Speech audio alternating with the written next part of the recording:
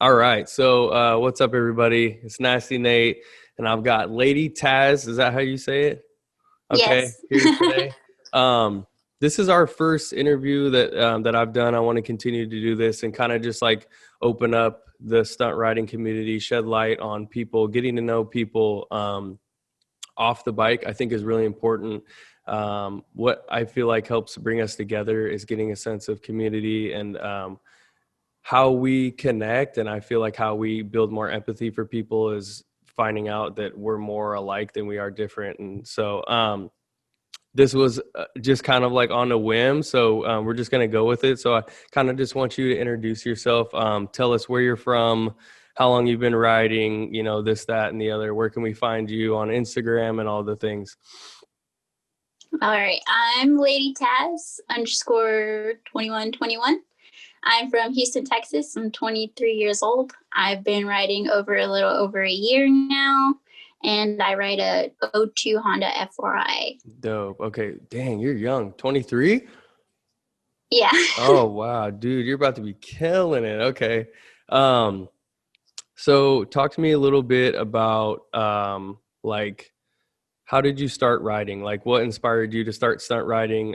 What was like that thing that was like, because not everybody is crazy enough to get on a bike and jump around on it and have a chance to eat the concrete. So I feel like we're a rare breed of people. Yeah. Well, when I first moved to Houston, I went out with one of my coworkers and I met some guys as I was out, and they all rode bikes, and they were all doing wheelies a couple weekends after when they asked me to hang out. And I was like, oh, that's cool. I've Uh-huh. never seen that before. And then they had friends that actually stunted, and they invited me to the lot because they're like, if you think those wheelies are cool, come check out these ones. Okay. And it was during an ESR ride that they were hosting, and I was just like completely mind blown. And I Hmm. was like, dude, I'm gonna do this. Like, I have to do this. Hmm. Okay. So and then ESR is like the big stunt group that's down in Texas, right? Yeah. Okay, cool. So how long ago from when you saw that to when you started like doing wheelies and we're like, okay, this is what I want to do? I was about, well, maybe like two years Okay. So after it I was like saw. okay. So it was like a Yeah, decent because amount I of didn't time for have you to money think to about buy a bike it. yet. Okay. And Okay. riding everybody's bike was like, that's too much anxiety and Yeah, pressure, yeah, and like, exactly. it's too much. Well, yeah, I mean, we all treat our bikes like they're our kids, so it's like I know Yeah. I don't like riding other people's bikes either. Like I've been offered bikes like out of town, and if I can't take my bike, I won't go. I don't like riding like other handlebar setups, brake setups. Like it's just not for me. Hmm. Um, so it was like a 2 year span of when you first saw it to when you first got on. And did you start on the F4i or was there like something in between there? Because a lot of people. They, yeah, I did borrow one person's bike, Okay. and it was a little Z125. I rode it a couple times, but I never like did anything with that. And then I never No rode way. again until I got on the F4i. So Holy cow. Okay. So you pretty much just jumped straight to the big bike, yeah. which is super dope. That's how I started too. What made you choose the F4i? Just everybody's opinion, I Okay. guess. Okay. They're Have like, you if ever you're gonna rode a break it, it's 636? cheaper. I have Okay. actually. My boyfriend owned a 636 before he got an F4i, Okay. and he was like, I convinced him to let me ride it. He did not want to ever let me ride that thing, and I was like, please, Yeah. look, I got this, I got this. I rode that thing like it was a lowrider on accident. I clutched it up. I came down, I pushed the brake really hard, and then I whiskey throttled all the way back Oh up. no. Do you have a And then I video of came back down. that? No, it was so Oh sad man. because it was legit. Everybody was like, oh my God. I got off of that after that. And then I never rode again. So he got it at 4. Gotcha. Okay. Okay. Yeah. Yeah, I've never rode a F4i actually. I've heard all the hype about him. I've wheelied one like one time, but it was like a 15-second stretch, and I was like, man, like I said, I don't really like riding other people's bikes. Yeah. How long did it take for you to learn how to wheelie? A long time. That Really? probably took me the longest. Yeah. Okay. I Took me started six in the, months. Yeah, that's about the same amount of About time six too. months. Yeah. Yeah, When I it was hard, when I but I first think mainly did you learn idle first or straight line first? straight line. They Okay. every time I would clutch up, they'd be like, just clutch up really fast and then come back down, and then because I was like trying to chase it, Mm-hmm. and then it just didn't work out Yeah. ever. So then Yeah. I Yeah. started going just like giving it a bunch of gas and just like going up really fast and then slamming down really hard. And they're like, your forks are not gonna last. Nah. Yeah. When I first started, I rode with guys that rode the lot. So that was like, I tried to learn idle first. And I feel like now when I teach people, I always teach people like how to learn a fast wheelie first. I feel like you get the whole concept of like learning how to control the bike a lot faster than like trying to learn idle.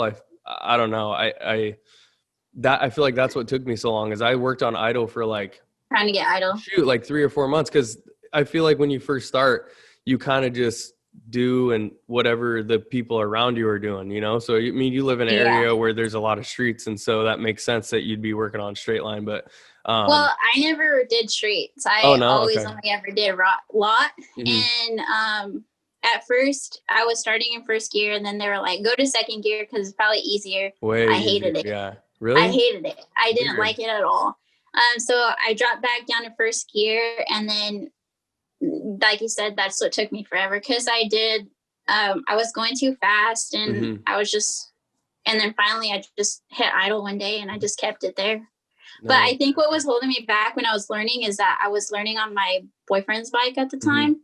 And then once I got my own, it was like everything just like clicked because I wasn't scared to drop the bike. I wasn't Yeah. scared to like fall because it was mine now. Yeah, I feel like that's a perfect segue. So what really interested me about you when I saw some of your Instagram posts is I'm a firm believer. I know a lot of people that watch my stuff like think I'm weird or think I'm into some like voodoo stuff, but I'm just like I think that the mentality behind riding is so important. I don't this is just my belief. You know, everybody has their own opinion, but I don't believe that there's any physical blocks. I don't believe that it like you know, a lot of people you hear like, you know, why do you think you can't do that? I'm not flexible enough. I'm not strong enough. I can't jump high I enough. hear that all the time. My bike this, my bike that, my body this, I don't believe in it. I personally think that with I think you know, your confidence grows as you start to ride, and your confidence grows as you see yourself progress. But now that I've seen myself do the things that I can do and the odds that I've defied, I think that if somebody else can do it, I can do it too. So what like I said, what I recognized in some of your IG posts, which is why I wanted to get you on this, was I link with the mentality so much because I just don't think that there's anything more important than the mentality. So talk to me a little about when you're going to do a new trick or when you get on the bike in general. Do you have any like rituals or things that you do to help you mentally prepare to get on the bike, mentally prepare to do a new trick, mentally prepare to for failure, things like that? Okay. If I am going to try a new trick, usually I've already thought about myself doing it in my head. Mm-hmm, mm-hmm. I visualize myself like doing it constantly. Yeah. I just like get in bed, like thinking like, oh, I'm going to jump to spreader tomorrow. And I'm like, yep, do it like a million times. Mm-hmm. And then I'll tell somebody physically like, all right, today I'm going to jump to spreader and I'm going to land it. Like, and I usually do like a time limit too. Like, I'm going to practice for 15 minutes, like just trying to attempt it. And I'm going to land it on my 10th one. Or like I have to do 5 of them straight in a row or it doesn't count. Like, you know? Yeah. So I usually like set like small little goals like that. And I physically tell somebody like, so that I keep my word. That's like my thing. Like, dude, I have to keep my word. Like I have to get this because I told somebody I'm going to do it. I used to do the same thing. I would go work out and then I'd go sit in the sauna after I'd work out, and I would close my eyes and I would visualize myself doing these things. Like high chair was my biggest thing. Like I'd visualize myself jumping a high chair like over and over and over. Like, what does it feel like to put both legs through the handlebars? You know what I mean? Like, and I would do that same thing. And then what I would do too is at the time when I first started, I was like going back and forth with a couple people, like in like friendly competition, like trying to push each other. And I would always tell Veggie, I'd be like, Veggie, I'm going to do this, bro. I'm doing this, bro. He'd be like, okay, I'm going to do it too. Like, and we go back and forth and push each other. And I feel like just me telling somebody that I felt like was good and was super talented, I was like, okay, I have to get it, you know? And so it would push me to get it. But how do you, a lot of people message me about like fear and about, you know, how do I get over fear? How do I hope one day, you know, that, you know, I'll be the rider that you are. Like, what do you say to somebody that's like talking about fear or talking about, you know, I want to be a good rider one day and all these things. And like, you know, these tricks are hard. And like, how do you work through that? Perspective. Mm-hmm. Okay. I don't focus on the fall too much. I try to focus more on my end goal. Mm-hmm. So if I say I'm gonna jump to spreader, then I have to like really commit myself to it. Like I can't be like, oh, what if I fall, or like give in last minute. And if I get too much anxiety, I stop. I take a couple deep breaths. Sometimes if it's too much, then I'll scream. Like I'll yell just to like release some anxiety. And then I'll go back and do it again. But I try not to ever let that affect me too much, because I'm just like, what are you, like, there's nothing to be scared of. If you fall in before, you know how it feels. You have your gear on. Like, it's not that bad. I'm going like 15 miles per hour in the lot. Like, you know, I'm not in the street. There's not anybody here. So I try not to think about that negative stuff. Yeah. So it seems like, so real quick. So you say like, you are like, you think about your end goal. So like the what if could happen is not on your radar then, right? Mm-hmm. Okay, cool. Yeah. It's more like, even if I fall right now, I'm going to get back up. I'm going to do this again because I need to get this, because this is what I want. Yeah. And I'm not gonna let this like low fall hold me back, or I'm not gonna like let anything hold me back, especially not my own brain, because that's just ridiculous. Like I have power. No, I think that's really cool, because I think this information is so cool to share with people, that we can, you know, possibly help somebody get past their like mental battles of, you know, of, because I mean, that's what it comes down to. Like I said, I think that there's no physical setbacks. I really don't. I think if somebody can do it, you can do it too. Me too. Yeah. So what I do want to ask you though is like, what is it like, is there any difference in like how people treat you because you're a girl and you're in, you know, a predominantly male sport? Like, to me, I don't look at it as like a girl rider or a guy rider. Cause like I said, I'm deeper than that, because I know that to me, there's no physical block. So it doesn't matter to me whether you're a male or a female, because I mean, our bodies are the same, you know what I mean? They function the same. I just want to know, is there any, like, do you get treated differently? Like, have your experience been better or worse? Like, when I first started, everybody was kind of like judging me because I was on the FRI. They're like, you're a girl, you're going to hurt yourself. Like, start on a Grom. Like, you shouldn't be on that bike. Yeah. And I'm just like, no, if you started on the big bike, I can start on the big bike. And they're just like, dude, it's a lot of power. Like, you don't have experience. Like, it's a lot. And I'm just like, I can do it. Like, I know I can do it. And after that, I don't really talk to a lot of people. I kind of stay to myself and just practice, because I want to get better. Like, I don't really ever get off the bike. I don't get off till my bike runs out of gas, pretty much. Yeah. Wow. I really like that. That's how I am too. I just, for me, throughout the years, I feel like riding has brought me so much peace, and I'm so passionate about it, because it's the only thing that I do that I'm fully present. Like, there's nothing else I can do in my life that I'm 100% mentally focused on what I'm doing in that moment. And I value that. Like, I kind of protect stunt riding and the bike like it's like a child to me. Like, I respect it, you know what I mean? And so, like, when I go to ride, I'm not really into the smoking and drinking at the lot. Like, I don't like, I mean, you're physical, like you're impairing yourself. So I mean, like I said, I go there to ride. If I go out of town, of course I socialize and stuff like that. But when I'm at home, man, it's like, you know, I see these guys every weekend, you know, 3 or 4 days a week. Like we don't really need to talk that much. You know what I mean? So I think it's cool. And I do the same thing. I gas up my bike, I ride until I run out of gas, and then I load up and go home. So, and I feel like Yeah, you everybody get more out of would riding tell that way. me, huh? Yeah. You get more And out of I your like riding that people way. tell me like, oh, you got good so fast. And I'm like, no, I just put in a lot more hours than you probably have in the last week. I Like, like it. Oh, let's go. Let's go. I'm not trying to be mean, but it's No, but true. it's a Like, true. Yeah, it's a truth. you're riding an hour at the lot. I'm riding Right, like 4. 8. Yeah. Yeah, Yeah. like my when I was first starting, my Mhm. boyfriend would take me in the morning, and I wouldn't leave until like midnight, 1 That's in the super morning. dope. So that's dedication. I And like he would it. bring like an extra gas on the side too. That's Like, awesome. so I Hey, worked shout really out to your hard. boyfriend. Who's your boyfriend?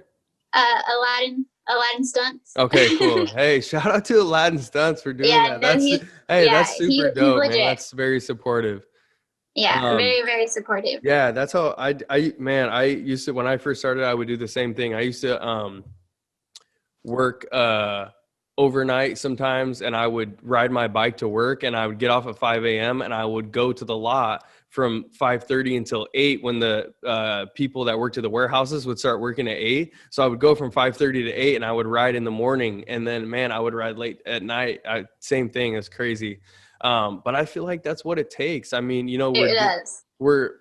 I don't know about you, but I always get this this like vibe from some people that I'm like naturally talented, or you know, it's because I'm sure that it's easy, or you know, all this. I get that all the time. Yeah, It's because you're small. That's why yeah, it's easy for you to jump. And like, it's because you're a girl. That's why you're so flexible. You can do that. I'm like, my boyfriend can do that. And he can't like even touch his yeah, knees. yeah, Like, yeah. Yeah, for me, people don't know like how many hours I've rode. Like, I mean, I rode for the first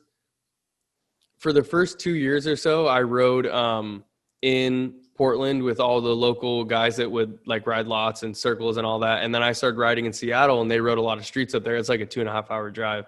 And so I started doing straight line wheelies, and then I had to move when I got hurt. So when I came back from my accident, for like a good year solid, there was no other riders near. I rode by myself for a whole entire year, anywhere from 3 to 5 days a week. And I would be at the lot by myself every time. There was times where I crashed and I'd have to crawl to my car and have somebody come help me load up my bike. Like I'd call my dad and have him help me load up my bike because I couldn't like load it by myself. Like I just don't think that people realize the work that goes into this. Let's see.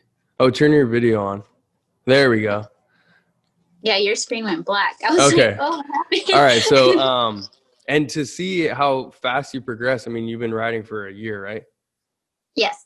That's crazy. That is absolutely nuts. So I want to be respectful for time. So I just want to ask you a few questions, if that's cool. Okay. One thing you wish you would have known when you started stunt riding? I always just tell everybody to wear your gear. I didn't listen. Okay. So now I have scars like all over my body, and I no longer look like a girl. So just wear your gear. Okay. I So wish I would have listened to that. Okay.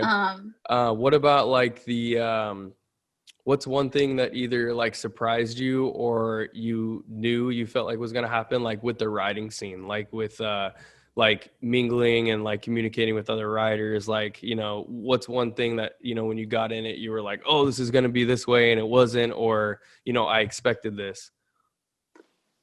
I guess just hate in a little bit. Mm-hmm.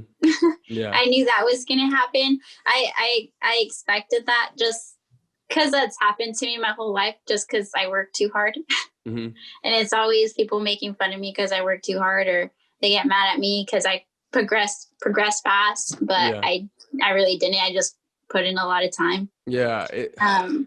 I think I think it's crazy how what I've noticed a lot is, and I feel like, I mean, and I've probably done it myself, I'm not safe by any means, but you feel like you get like more love from like people you've never met than people that are right by you. It's like, you know, it's too close to home. Like if they see you do it, they feel like they should be doing something similar, or they feel like they should be progressing as fast, or I don't know. What do you Yeah, feel well, about I that? also felt really bad too because I mean, as stunners, everybody talks a lot of trash to each Mm-hmm. other. Yeah. And because I'm a girl and I'm one of the only like girl riders in Houston, it's Mm-hmm. always like, oh dude, well Taz is doing it and you can't even do it. Like Mm-hmm. stop being a little B Yeah. word. Yeah. Yeah. Like Yeah. if she could do it, you could do it. Yeah. And like she passed you up and I don't like that. I'm like, dude, let everybody learn on Yeah. their own Well, pace. I Like also think too that don't use me as a hate subject, thing. I was just gonna say that. Yeah. Like I feel like that's kind of whack to use somebody as a subject. And what I feel like too is that kind of what do you mean by that? Like, are you saying that I shouldn't be as good as I am? Yeah. And you know what I'm saying? So I feel like, yeah, I feel like that's kind of lame. But let's see. So what inspired you to start, and then what keeps you going? I think we already talked about how you started, but what keeps you going? What keeps me going Yeah, is like what keeps you myself. I motivated? want Okay. I want to start doing competitions. I want Okay. to go overseas and do competitions. Like Dope. I Okay. want to take this like I'm taking it way too serious. Everybody tells me I take it way too serious. Well, I But mean, to me, everything that you do has your name on it. So if you're gonna do it, then why wouldn't you take it serious, or why would you not put your all into it? I just think that, you know, but also too, I mean, who's that for us to say? You know, who's that? yeah. Like, or you know, Well, so maybe some people it is just for fun. You know, for me, yeah, this I guy take got writing mad at serious. me. He messaged me trying to like just talk smack, and then I was like, well, that's okay. I ride because I love to ride. Like I'm really passionate about it. I'm not here to make friends. And he was Mhm. like, see, this is wrong with this is what's wrong with the stunt scene. Like you're supposed to make friends. And I was like, that's your opinion, but I'm Mhm. not here to make friends. Like I just am here to ride because I Yeah, love to ride and I want to get better. Like yeah, and if you make friends along the way, that's great. yeah, Yeah, that's the thing. yeah. Like if I I, do have friends and more supporters, then awesome. But if mhm. everybody chooses to hate me, I'm still gonna ride. Like that's the thing too. Like that's what I was telling the guy. Like I have my team. You Mhm. know, like I have my supporters. I have those people that would be there to help me fix my bike if I need to. Like I have them to like wear their stuff, you know. I have that already. I'm not Mhm. looking to like expand it because I'm not taking for granted the time that I have with them just to give Yeah, somebody yeah, that isn't here physically supporting me just because they yeah, said, oh, you're cool on social media, you yeah. know? Mhm. Like I want to give them my time. And if I do meet other people when I am at rides and they're cool, like cool. But my Yeah. people here are my people, you know? Mhm. How do you feel about like social media and stunt riding? Do you think it's a good thing? Do you think it's the angel or the devil? Oh, a little bit of both. Just depends Mhm. how you use social media. Yeah. It like what you're using social media for. Like if Mhm. like you know, you use it for a positive Mhm. outcome for people to I stay try. Yeah, motivated. I try. Yeah. Um and there's other people that do just use it just for clout. Like they'll Yeah. just post a picture of them on a bike and try to Yeah. be cool, you know? But Yeah. if I feel like if you're using it to motivate other people and influence them in a good way, then that's great. But Cool. there's a Yeah. positive and negative to everything. Yeah, of course. Um, so what was your biggest mental battle so far in riding, and how'd you overcome? um learning how to wheelie initially. Okay. That was probably the biggest thing. Um, that was the hardest thing because I wasn't comfortable on a bike. Mhm. I barely learned how to shift in June. So, like, Yeah. I was That's like, so, and I just want to commend you for your dedication, and your progression is wild. Like I don't even know how I found you, or somebody shared a video of you jumping somewhere to 50/50, and I was like, yo, what? So then I checked out all your stuff. I was like, yo, this is crazy, because I think I did.